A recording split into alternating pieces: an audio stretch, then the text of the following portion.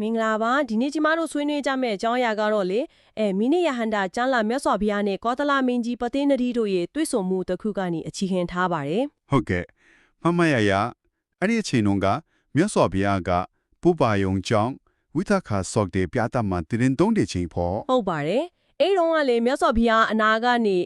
ဆမင်จิตထား嘅ယတိတွေနိဂန္ဓတွေအဝတ်မဝတ်တဲ့အစီလကတွေတတိတွေပရိဘိုးစီတွေဆိုပြီးတော့အမျိုးမျိုးသောသူတွေအများကြီးဖတ်သွားကြတယ်နော်ဟုတ်ပါတယ်အဲ့ဒီမတန်ကနေအဓိကမဲဆရာဖြစ်လာတာကလူတစ်ယောက်ရဲ့အတွင်းစိတ်အထူးသဖြင့်သူတော်ကောင်းဟုတ်မဟုတ်ဆိုတာကိုအပေါ်ယံကြည့်ယုံနဲ့သိနိုင်ပါမလားဆိုတဲ့အချက်ပဲဗျာအဲ့ဒီမှာမင်းကြီးကသူတို့ကိုယဟန္တာများလားဆိုပြီးမြတ်စွာဘုရားကိုမေးလျှောက်ခဲ့တာကိုဟုတ်တယ်မင်းကြီးပသိနရီကအဲ့ဒီဖြတ်သွားတဲ့သူတွေကိုကြည့်ပြီးတော့သူတို့ကလောကမှာရှိတဲ့ယဟန္တာတွေအရဟတမယောဂီတော်သူတော်စင်တွေထက်ကများဖြစ်နေမလားဆိုပြီးစူးစမ်းမေးလျှောက်ခဲ့တာကောအဲ့တော့မင်းကြီးကနေတာကထပြီးတော့အယိုသေးတွေပါပေးလက်အုပ်ချပြီးသူ့နာမည်ကို3ချိန်လောက်ချိန်ညာခဲ့တယ်နော်ကျွန်ုပ်ပသိနာဒီကောသလမင်ပါဆိုပြီးတော့ဟုတ်ကဲ့အဲ့လိုချိန်ညာပြီးသူတို့ထွက်သွားတော့မှမြတ်စွာဘုရားကိုရှောက်တာသူတို့ကယဟန္တာတွေလားယဟန္တာဖြစ်ကြောင်းကျင့်နေသူတွေလားဆိုပြီးမေးလိုက်တာအဲ့ဒီခါမှာမြတ်စွာဘုရားရဲ့အဖြေကဘယ်လိုများရှိခဲ့ပါသလဲဒီနေ့မှာမြတ်စွာဘုရားရဲ့အဖြေကအင်မတန်မတားစရာကောင်းပါတယ်ဘုရားကဗာမင်းလဲဆိုတော့လေကာမဂုဏ်စီးစိမ်နေတဲ့တာသမီအိုအိမ်နဲ့နေလေးရှိတဲ့လူဝတ်ကြောင်ကြောက်အနေနဲ့ပေါ့နော်မင်းကြီးလိုပုံကိုမျိုးပေါ့နော်ဟုတ်ပါတယ်အဲ့ဒီလိုပုံကိုမျိုးအတွက်ကတော့ဒီလိုပုံကိုရယဟန္တာဟုတ်မဟုတ်အရဟတမမကိုရောက်မရောက်ဆိုတာကိုအပေါ်ယံအတွင်ပြင်ကိုကြည့်ုံနဲ့သိမြင်ဖို့ဆိုတာအလွန်တရာခဲရင်တယ်လို့မိန့်ကြားခဲ့တယ်ဟုတ်ကဲ့ဒါဆိုအပေါ်ယံကြည့်ပြီးတော့အကေဖြတ်လို့မရဘူးပေါ့ခဲရင်တယ်ပေါ့ဒါဆိုရင်လူတယောက်ရဲ့အတွင်းစိတ်ကိုတကယ်သိနိုင်ဖို့မြတ်စွာဘုရားဘယ်လိုလမ်းညွှန်ချပြီးပေးခဲ့တယ်ဒါလေးစိတ်ဝင်စားဖို့ကောင်းလာပြီ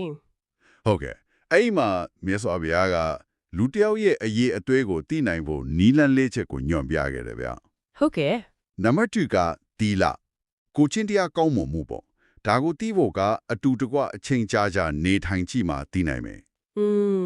အတူနေမှသိမယ်ဟုတ်တယ်နံပါတ်2ကသောစေရေးစိတ်တန့်ရှင်းစင်ကြယ်မှုဒါကြတော့အတူတူနီးနောပြောဆိုဆက်ဆံကြည့်မှသိနိုင်မယ်ဟုတ်ကဲ့စကားပြောကြည့်မှာပေါ့နော်ဟုတ်ပါပဲနံပါတ်3ကဓမ္မဆိုလိုတာကအခက်ခဲကြုံတဲ့အခါစိတ်ကြံ့ခိုင်မှုနဲ့ညံစွမ်းပေါ့ဒါကဘေးအန္တရာယ်ကြောက်တဲ့အခါမျိုးကြမှာသိနိုင်တာဟုတ်နံပါတ်4ကတော့ပညာအတိညာမျော်မြင်ပေါ့ဒါကိုကြတော့အတူတကွဆွေးနွေးတိုင်ပင်ကြံ့စီကြီးမှသိနိုင်မယ်လို့မိန့်ပါတယ်ဒီအချက်၄ချက်ကတကယ်လည်းအရေးကြီးတာပဲဒါမဲ့ဒီလိုသိဖို့ဆိုတာဗာလဲလွယ်တော့မလွယ်တော့ဘူးနော်မှန်ပါတယ်လွယ်တော့မလွယ်ဘူးအဲ့ဒီအရေးအတွေ့တွေကိုသိဖို့ဆိုရင်အချိန်ကာလကြာရှင်းဖို့လိုတယ်ဟုတ်ကဲ့ပြီးတော့အလေးကရုပြုပြီးနှလုံးသွင်းစဉ်းကျင်ဖို့လိုတယ်နောက်ပြီးတော့ပညာဉာဏ်နဲ့သုံးသပ်တတ်ဖို့လည်းလိုအပ်တယ်လို့မိန့်ပါတယ်ခဏလေးကြည့်ုံနဲ့သတိမထားမိပဲပညာမရှိဘဲနဲ့တော့လုံးဝမသိနိုင်ဘူးဆိုတဲ့သဘောပဲဟုတ်ကဲ့ဆိုတော့အချင်းယူရမယ်အလေးထားရမယ်ပညာနဲ့ဆင်ခြင်ရမယ်ပေါ့အတိအကျပါပဲဘာလို့လဲဆိုတော့အတူတူအချင်းယူနေတိုင်းကြည့်မှာနေ့စဉ်ကြုံရတဲ့တေးသေးမွားမွားကိစ္စတွေမှာသူ့ရဲ့အကျင့်စရိုက်မှပေါ်မှာလေဟုတ်တယ်နော်စကားပြောကြည့်မှအတွေးအခေါ်စေတနာစိတ်ရင်းအမှန်ကိုသိနိုင်မယ်အခက်ခဲကြုံလာမှတကယ်စိတ်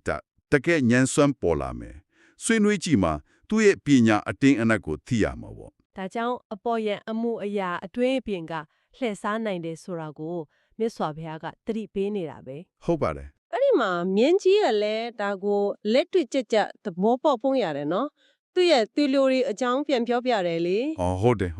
သူလူတွေဥမာဟုတ်ကဲ့သူလူတွေကတိုင်းပြည်ထဲမှာရုပ်ဖြတ်ဖုန်းတွေလိမ့်ပြီးလက်လဲစုံစမ်းကြတယ်တည်င်းတွေရပြီဆိုရင်တော့တန့်ရှင်းဝတ်စာရေမွေးတွေစွပ်ပြီးကာမဂုဏ်တွေကိုပျော့ပျော့ပါပါခံစားကြပြန်ရောဆိုပြီးပြောတယ်ဟုတ်ကဲ့ဒါကလည်းအတွင်ယူထားတာနဲ့တကယ်ဘဝမတူဘူးဆိုတာကိုပြနေတာပေါ့ဟုတ်ပါတယ်အပေါ်ယံနဲ့အတွင်းဆိုင်တကယ်ကွာခြားနိုင်တယ်ဆိုတာကိုပေါ့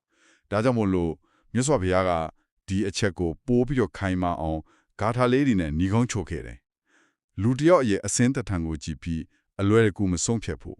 ခဏလေးတွေ့အောင်နဲ့အကျွမ်းတွင်မဖြစ်ဖို့ပေါ့ဟုတ်ကဲ့မဆောင်စည်းတဲ့သူတွေစိတ်ဓာတ်မကောင်းတဲ့သူတွေဟာဒူတော်ကောင်းတွေရဲ့အတုံးအဆောင်မျိုးဥပမာသင်္ကန်းတပိတ်တို့လိုဟာမျိုး သုံးပြီးလဲ့တတ်ကြတယ် ဟုတ်ပါတယ် ဥပမာပေးထားတာက